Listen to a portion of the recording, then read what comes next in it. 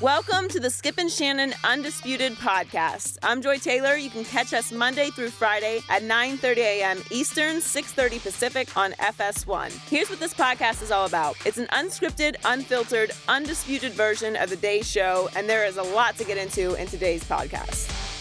I want to first up congratulate Joy Taylor because her brother Jason got into the Hall of Fame last night.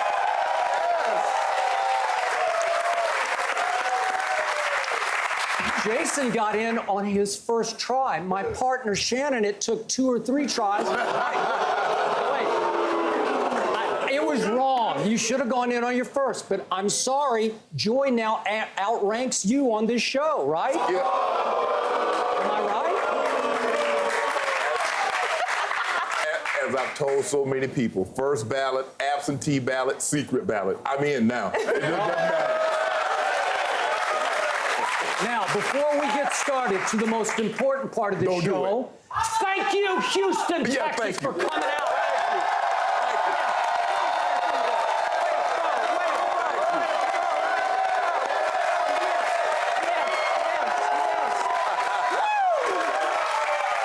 Now we can start the show officially. Do it. There's only one place to start today. Matt Ryan won the MVP award last night and will be making his first Super Bowl appearance tonight. He's going up against Tom Brady, who will be appearing in his NFL record 7th Super Bowl. Skip, what impact will Matt Ryan winning the MVP last night have on tonight's game? I'm going to hand off to my partner Shannon because I want to hear his answer first to this, please. Skip, I think it validates him. In his mind, I believe he always believed he should be mentioned with the Bradys. He shouldn't be mentioned with the Rodgers, the Drew Breeses. He always felt that. We've had a lot of guys come up here and we ask, well, who's the best, who's that? And they defer. But deep down inside, they always feel that's just the way an athlete thinks. Sure. He trains and prepares himself to be the best, and that's the only way he sees himself. This validates him because the men and women that voted on this award, a lot of them never played football. So you're going to and asking someone to give you validation, although they're not in your ranks. So I think this validates him. He walks into this game, his chest is gonna be puffed out, like, yeah, Tom, I belong in the conversation with you. I believe this will raise his confidence even more, Skip, because he's played the best quarterback from start to finish. As I mentioned, and I told you in September who would be the MVP. I tried to get a sucker bet out of Skip. No, I didn't. I don't remember September. Maybe November I remember, but not September. We had the quarter pole vote at the first quarter of the season. Tom Brady wasn't in it because he didn't play the first, 4 games of the season. So basically it was like Matt Ryan, we had Derek Carr, you had your guy Zeke. No, I didn't. I had my guy Dak. That's what I had. Thank you. The offensive rookie of the year last night, and well-deserved. Go ahead. But also, playing against Tom Brady is not an easy task because he always goes in because you know what's on his resume. He's a 2-time league MVP, 3-time Super Bowl MVP, 4 Super Bowl wins. So this can be a daunting task. Yeah. But winning a regular season MVP, which embodies the course, because one game, we've seen guys have great 1 games. This is a 16-game resume builder. And so it also validates Arthur Blank, who gave him the big contract. It also validates Thomas Dimitrov, who selected Matt Ryan. So there's validation all around. Matt Ryan will go into this game tonight knowing I belong on the same field with Tom Brady. And you know what? I'm going to outplay you, Tom. You are seeing this completely upside down because to me, all that really matters is what's about to happen here in Houston, Texas at 6:30 Eastern time. Your focus all week has been upside down because it's been on your neighbor, Matt Ryan, your neighbor in Atlanta, Georgia. I'm going to take a picture of the trophy, too. Well, we'll see about that. Good luck. That's in your dreams. But my focus all week, in fact, all season, has been on the man who should have won the regular season MVP and who will win the MVP that counts, which is the Super Bowl MVP, and I'm talking about Tom Brady.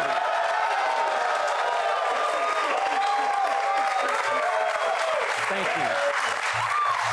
So what just happened was that Matt Ryan winning MVP by a landslide vote of 25-10. It was a runaway.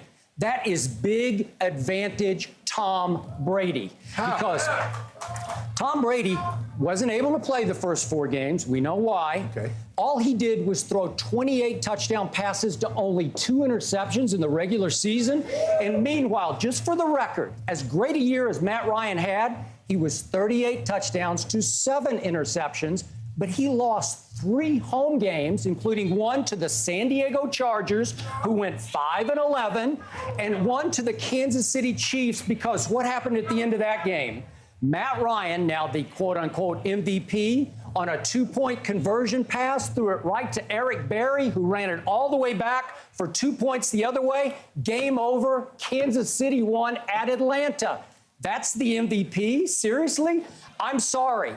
Tom Brady knows exactly why now he did not win MVP. And it's He was better. No, he was better, No. and yet he knows that he was suspended for 4 games because he was wrongfully accused by the NFL, thank you very much, which the NFL attempted to sacrifice Tom Brady's legacy at age 39, his reputation that he had built over 17 years playing in the NFL, in order to punish the Patriots for their larger history of cheating.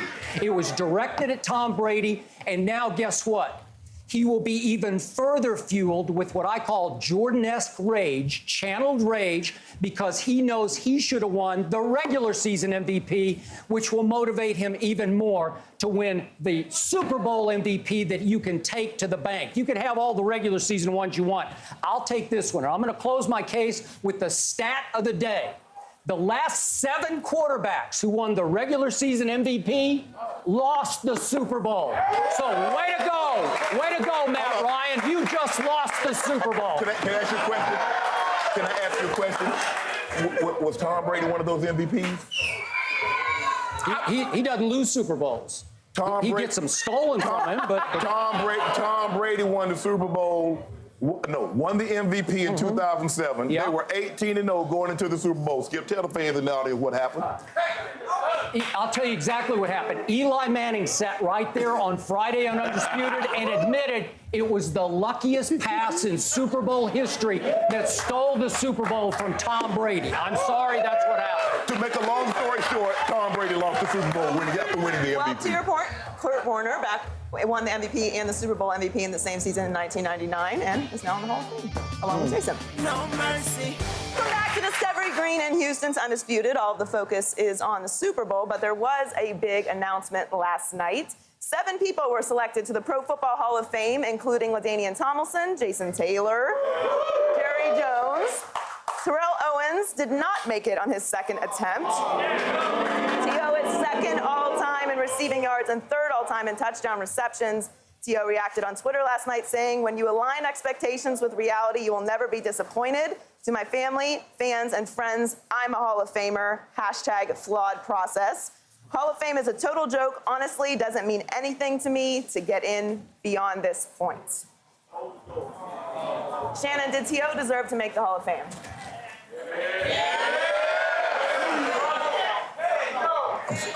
I'm so disappointed. He absolutely deserved to be into the Hall of Fame.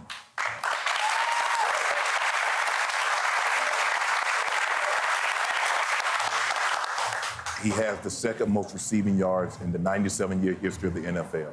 He has the 3rd most receiving touchdowns in the 97-year history of the NFL.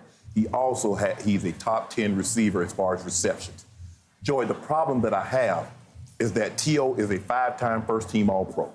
Now, when they vote for, a lot of these voters that's voting for the Hall of Fame, they're also voters for the Pro Bowl. When you vote for the All-Pro team, it's not AFC, it's not NFC. You combine the 2 conferences. Those voters said 5 times that Terrell Owens is one of the 2 best receivers in all of football. They knew his history then, but they still said he's one of the 2 best receivers in football. Now, when it comes time for them to give him his ultimate validation, because there's nothing else he can do, they turn him down because of on-field issues.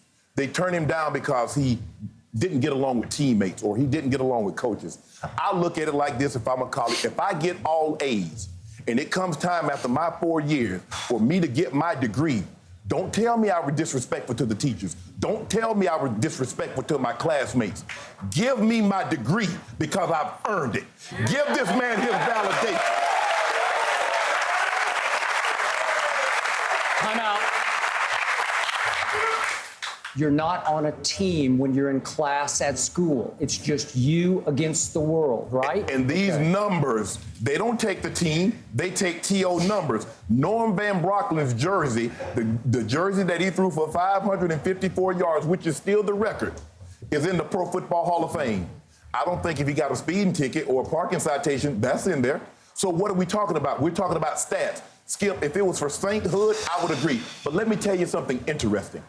I happen to, the Pro Football Hall of Famers that went to historically black university and colleges are getting honored today before the game. We also got honored last night at the Honors Award. And Thursday night. Skip, I was on the bus. I was the youngest guy on the bus. A lot of the guys that were riding back on the bus, they were done playing football when T.O. was even born. Every last one of them said, this is a shame. Said, this man deserved. He said, and I'm not telling, see, I'm not getting it from second party. I'm the youngest. I'm about to be 49. A lot of these guys are in their late 50s, 60s, and some are in their late 70s. They said, now it's gotten personal. There's no way you can convince any of those guys that were on that bus that Terrell Owens, and this is not a knock about anybody that went in, because all those guys that went in deserved to get in.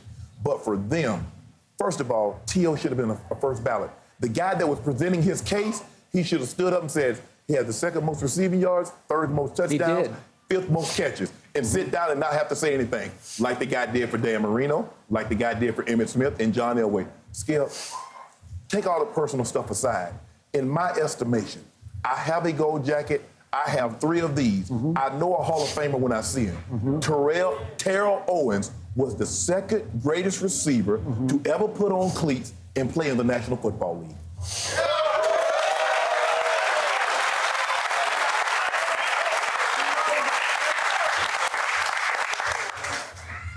I appreciate your sentiment. I love this man across from me. I respect you as much as I respect anybody in that Hall of Fame, and you know that. But I'm disappointed in your stance on this because I cannot comprehend it. And I would suggest to you, and I was at the Fritz Pollard banquet the other night on Thursday night that you got honored at, and I saw a lot of those historic black college football players, and I talked to them, not about Terrell, but I don't think they know the backstory here. They're just looking at the numbers from a distance. And I'm here to tell you that the process is not flawed, as Terrell says. This is nothing personal. This is about what he did in the locker room and in the huddle and on the football field to not 1 or 2 or 3 teams. All 3 were teams with Super Bowl potential that he wrecked. And I was there for the first one, which was in San Francisco. And to me, what Terrell continues to do via Twitter and social media is exactly the kind of behavior that hurt him when he was a player. It's always about, my resume is fine, it's your fault. You've made it personal. He's always pointing fingers because, trust me on this, Terrell always led the league in drop passes, which he did many times, in blame deflecting, and in finger pointing. And he's doing it again now with the Hall of Fame. And it might continue to damage his chances to get into the Hall of Fame because it's not going to sit well with those voters. And maybe that could become personal, but this has not been personal. Skip, I've talked to T.O. on several occasions, and I talked to him last year, and I said, T.O., I believe, it is my estimation, that you're a first ballot Hall of Famer. But if you don't get in, don't lash out. And I said, because if you lash out, the guys and the women and men that you're lashing out at, guess what they do? They vote again next year. And they vote again the following year. So if you do this, this is going to hurt you. Skip, let me show you something. San Francisco 49ers, in the 8 years that Terrell Owens was on that roster, they were 73-48. In the 8 years that he was gone, they were 52-76.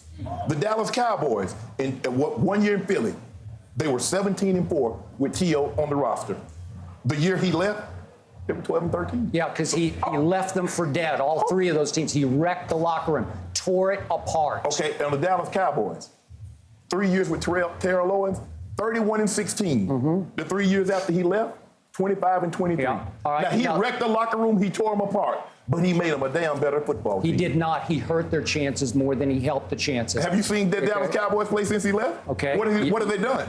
Well, they did. They won 11 in a row last year, so I guess they somehow survived with that. Back to business. This is what I know.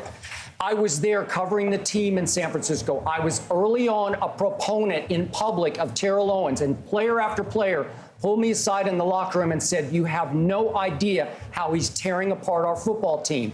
Then he subsequently went after his head coach, Steve Mariucci, that he threw a game. He threw a game, and then he said Steve was trying to keep him down from becoming a bigger star. Then he went after his quarterback, who had made 3 straight Pro Bowls and attacked him publicly and campaigned for the backup Tim Rattay, some 6th-round draft pick, to replace Jeff Garcia. And it was incident after incident in which he went after Greg Knapp, the coordinator on the field. Then he goes to Philly with his soulmate, Donovan McNabb, turned on him, ripped him publicly, and then he turned on the coach who wanted him at Philly, Andy Reid. And then he went after Brad Childress, and they had a big clash. And then he had a clash in the locker room that led to a near fight with Hugh Douglas, a friend of mine from my days back at the other network. And then they sent him home. They suspended him, and then they cut him for the rest of the season without pay for 7 games because he was wrecking the football team. Bill Parcells, Hall of Fame coach, said, "I don't want him in Dallas." Jerry said, "I need him for box office because we're struggling at the gate. We want bigger TV numbers." And what happened? He immediately turned to Terrell on Bill Parcells. Then he had a big incident with the receivers coach, Todd Haley, which led to a near fight with the team leader, Jason Witten, before a practice. And Parcells didn't want him on the football team. And I've talked all this through with Terrell 3 times on national TV. So this is not hypocritical on my part. It's not 20/20 hindsight. I'm not Johnny-come-lately. I said the day he retired, I'm sorry. The numbers say Hall of Fame, but the behavior that hurt those teams say, no, he doesn't belong. I'm sorry. The behavior is not in the bylaws. They don't say anything about it. Well, it should be. But you can't. Oh, This is the most disruptive player in the history of the National Football League. I don't know anybody. No mercy. Coming up at the top of the hour, it's the Fox Super Bowl kickoff. For a preview, let's go to Carissa Thompson and the team at NRG Stadium. Hey, Carissa. Thank you, Joy. We are so excited. We are finally here at the stadium where it will all go down tonight, and we have got a huge show ahead for you today. With me, as always, is Colin Cowherd, the coach, Josh Norman, and Charles Peanut Tillman. This is a matchup between the #1 scoring offense and the #1 scoring defense. We've been talking about it all week long, Colin. It finally comes down to this. Who has the advantage and why? I think both defenses will hold the offenses to field goals today. Yeah. I think we're going to have record yards. When you get inside the 20, I think New England's so good situationally, and I do think there's some pressure in this game. The offenses may play a little below their standard, the defense better than average. Yeah, I like New England for the reason I think they're more proven. Run, pass, red zone situations you mentioned. And the other thing that no one looks at is how does your other side of the ball, in other words, how does New England's offense complement that defense? They complement a lot better than what Atlanta does. Colin, Coach Peanut, this is going to hurt me because I'm a defensive guy. But I'm going to have to say the Atlanta Falcons offense, just because those wide receivers poses big threats to me and Peanut as DBs. And we know how that is. You got to put your foot down. You got to grind it out. So I'm going to go with the offense of Atlanta Falcons. I have to disagree. I got to go with my other 2 comrades. I'm going defense. This New England Patriots defense has been amazing all year long. I don't think they get enough credit for what they've been able to do. I'm going with their defense. They're going to make Atlanta grind it out and kick field goals, just like you said. And Josh, don't forget about the 2 guys in the backfield, too, and Coleman and Freeman. So pick your poison with Atlanta's offense. It'll be a good game. That'll do it from here. Join us at the top of the hour for Fox Super Bowl kickoff. Back to Joy, Skip, and Shannon at Discovery Green. Thanks, Carissa. Skip, you heard what they said about the matchup between the Falcons offense and the Patriots defense. Who do you think has the edge in that matchup? I think it's big Atlanta's offense has the edge because New England can't rush the passer. They didn't touch Ben Roethlisberger the whole game. And Atlanta's offense has 3 receivers, not 1 or 2, but 3 more talented than any receiver that Tom Brady has. So that should be big advantage for Atlanta. But in the end, New England has number 12 and Atlanta doesn't have number 12. You don't even believe that Atlanta has 3 receivers better than anybody that the Patriots have because More talented. You said Julian Edelman was more valuable than Julio Jones. We're about to do that in just a minute. Yeah, we'll talk about that later. Yeah. I'm going Atlanta's offense because when I look at the Patriots defense, they face Tyrod Taylor, Brock Osweiler, Landry Jones, Ryan Fitzpatrick, Matt Moore, Tannehill, Kaepernick, Cody Kessler, and Jared Goff. Now tell me which one of those guys remind you of Matt Ryan. So this game's over. Atlanta's going to win in a walk, right? They're going to win in a rout? They played one really, really good quarterback at home, and they lost, Russell Wilson. I believe with the weaponry that the Atlanta Falcons have, they're going to stress the Patriots' defense. You think it's going to be a whitewash. I mean, you got some astronomical score. But Matt Ryan, I tell you what, in 10 days, I'm going to be in Atlanta. I'm going to take a picture with the Matt Ryan's MVP trophy and Lombardi just like this. No mercy. Back to Undisputed Super Bowl special. We're now joined by Hall of Famer Chris Carter. Chris, welcome. Go. Let's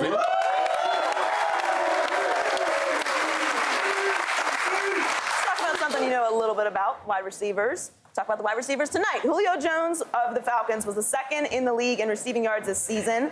On the other side, you have Julian Edelman, who has led the NFL in targets since Week 5 when Tom Brady returned from suspension. Skip, I'm going to start with you. Who's more valuable to their team, Julio or Edelman? The reason this is a great question, and as you two know, being all-time great receivers in and of yourselves, is that Julian, as a receiver, does not belong in the same sentence with Julio, because Julian Edelman, former 7th-round pick who played option quarterback at Kent State, about 5 feet 9 inches tall, and Julio, as in Jones, is the prototype NFL receiver when he's healthy in dominant stretches. Has he not been as dominating as anyone we've ever seen this side of Jerry Rice? Yes. At 6'3", 220, ran a 4.3 coming into the league. He's got it all. Yet Julian is more valuable to Brady than Julio is to the Falcons because little Julian is all that Tom Brady has right now. Little Julian is his go-to receiver because he doesn't have Gronkowski anymore.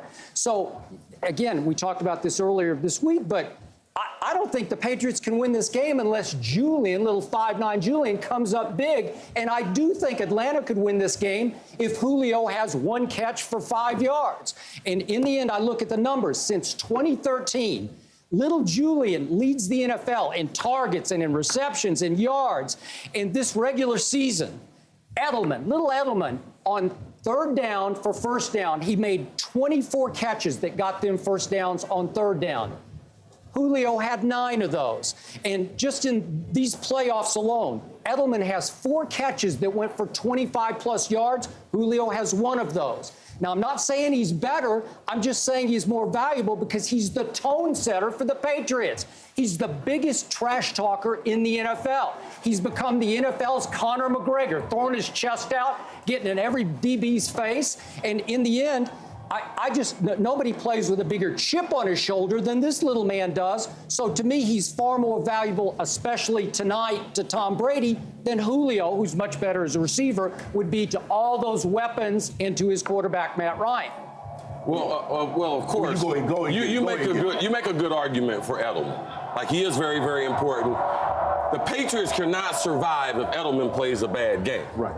But, Skip, you ran off all those stats, all those attempts, all those yards. But the one thing, numbers do lie. And the way they do lie is especially when Skip Bayless tell them. Because Julio has done this even though he's been double covered almost the whole time. So anytime a guy can draw a double team, you mentioned earlier, New England doesn't have a pass rush. So how are they going to get a pass rush? Are they going to blitz? What are they going to do? But they always have to account for Julio every play. So which allows both those running backs, those other 2 receivers, and 1 tight end to be more effective. So it's just not a numbers game, Skip. You just can't look and say A over here, B over here equals C. No, because it's the overall effect. Anytime you can draw a double team, you tilt the field in the side of the offense. They don't have a great rusher. So now do they blitz? Do they play coverage? But what they're going to do almost every play is guard Julio Jones with 2 players. So without a doubt, you make a great argument. That's why you are Skip Bayless. But I'm here to give you the bad news. Julio Jones, the baddest receiver in the league, is definitely more valuable than Edelman come Super Bowl 51.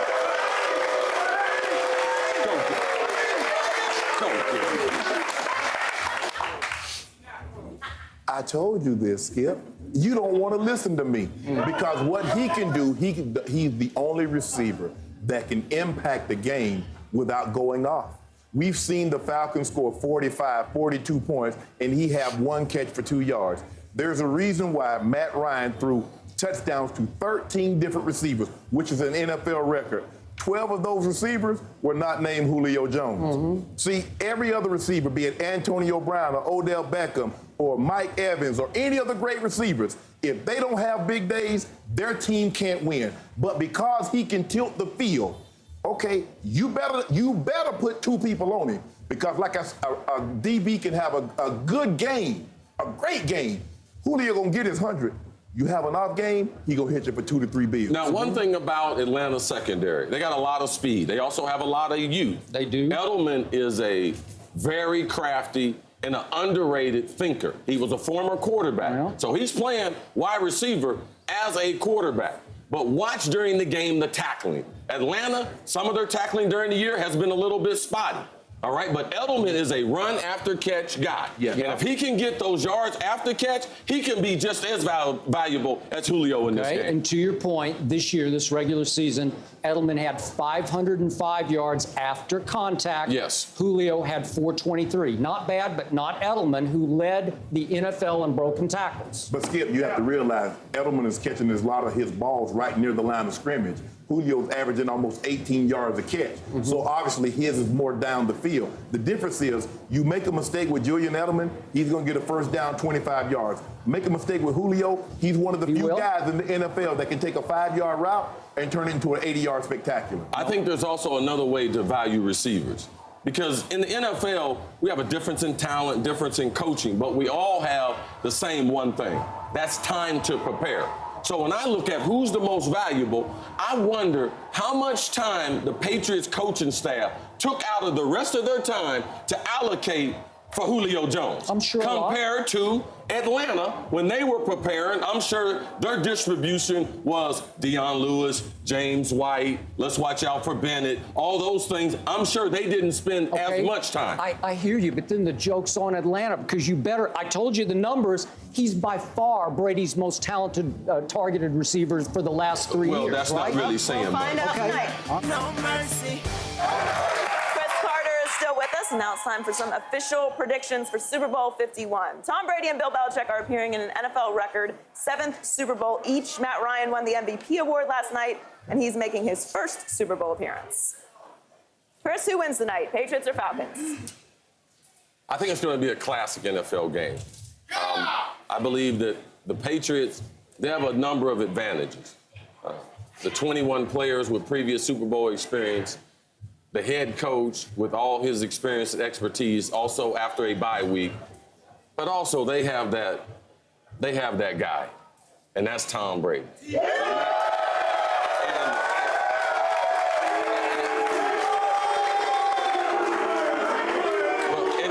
And if you don't like Tom Brady, you just don't like excellence. His ability to be able to block out everything in the biggest year of his life. And to me, I go back to, he gave us a little glimpse the other day that he's just a regular man like the rest of us. When he talked about his mother being ill, and this is the only opportunity his mama was going to get a chance to watch him play. Now, I'm a ball player, and I come from a single-parent home, not the kind of home Tom Brady, but I've talked to enough athletes, and that's why for years, all we've seen guys say on TV, whenever they get on TV, from high school to college, what do they say? Hey, Mama. Hey, Mama. Because every young man that I've ever met, that they were always playing to make their mother happy. And today, I believe that mother and that chip on his shoulder, it makes a difference. I'm going with the Pats, 26. Dirty Bird, 24. So Chris This says 26-24 New England. Yes. Now the spread is 3, so I think you're saying. I didn't know that. Oh, you didn't know that. You of all I heard it went people up to didn't know 4. that. I heard it went up to 4. That's what dude told me I was coming up the steps. Oh, okay. I don't think so. Hey, I know somebody laid $1.1 million on the Falcons. Somebody did, and I hope they're good for it. I know the Bible says a fool and his money will part ways, so there go the fool.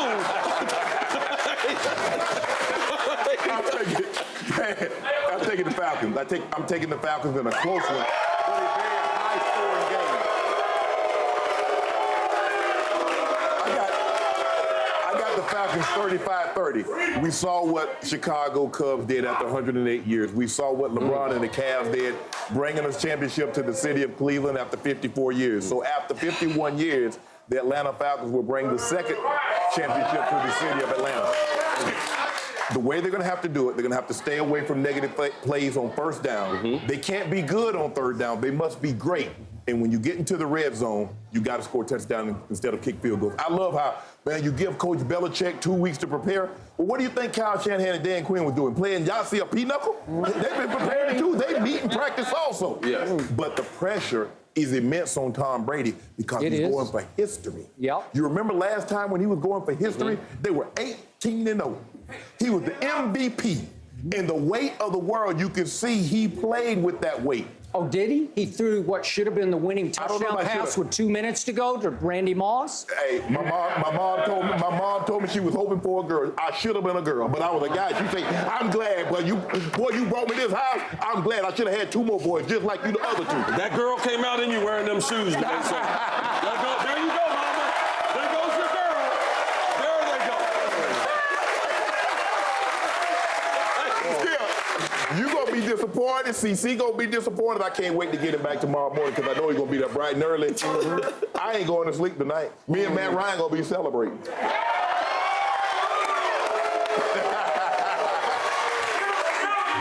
I said before the season started that Tom Brady was going to win this Super Bowl and be Super Bowl MVP. And I feel even better about my preseason prediction at this very moment. I'm going New England 32, Atlanta 20.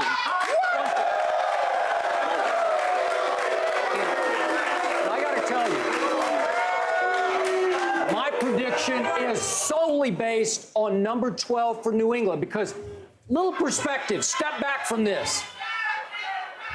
New England is a 3-point favorite, yet New England has no pass rush, and Matt Ryan conducts the most explosive offense we may have ever seen in this game. Am I right about that? Yes, you're right. And Atlanta has 3 more talented receivers, faster receivers than Tom Brady does. But wait a second, New England's still a 3-point favorite? Tom Brady is 39 years of age. Yeah, wait a second. New England's still a 3-point favorite over the high-flying Atlanta Falcons? It's all because of Tom Brady. So my prediction is about Tom Brady. He has the weight of the NFL world on him, and he's going to stand up to it and live up to it, and he will be the MVP, but he will have some help from the X Factor I've told you all week. LeGarrette Blount will be unleashed between the tackles tonight. And the chains will move because of Brady to Edelman and LeGarrette up the gut against an Atlanta defense that does feature 4 talented, fast rookies, but they are rookies. And it's a little bit smallish, and it's going to get physically whipped up the middle. And you mentioned this earlier, but now we know Alex Mack, according to the reports, has a fractured fibula. Yes. And again, I think he can pass block. I'm not sure if he can run block. Yeah. I'm just not sure he can drive. So all of a sudden, that's another advantage for Tom Brady. Move the chains, play keep away, win the time of possession, 32-20 New England. But you know what, Skip? Thank you. The last 8 opening drives, the Atlanta Falcons have scored a touchdown. And Tom Brady, this is his 7th Super Bowl. In the previous 6, they haven't scored a point in the first quarter. Skip's Get told behind us in the since first quarter. August that it's the year of Tom Brady. We'll find out tonight. We have more Undisputed coming up, but first, I know, Skip, you want to say something? Yeah, I have one question I need to ask everybody. How about them Cowboys?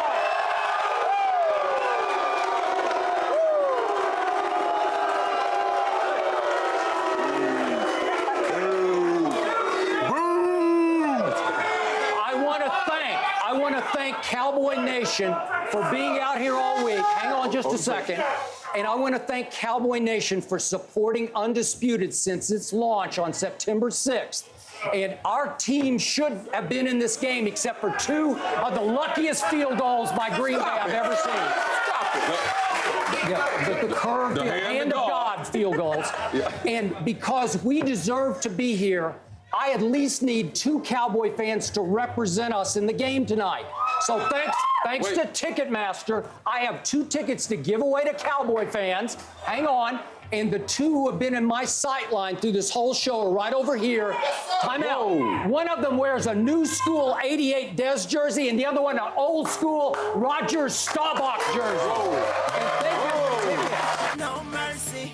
This is the Skip and Shannon Undisputed podcast, where we're delivering you an unscripted, unfiltered, undisputed version of the biggest topics of the day's show. Be sure to subscribe to the podcast on iTunes, like us on Facebook at Undisputed on FS1, follow on Twitter at Undisputed, and catch us at 9:30 a.m. Eastern, 6:30 Pacific, Monday through Friday on FS1. You can find us on channel 219 on DirecTV, 150 on Dish. Skip, Shannon, and I will be back tomorrow morning to debate all the major stories from Super Bowl 51. And you can catch us on Undisputed every weekday morning from 9:30 to noon Eastern on FS1.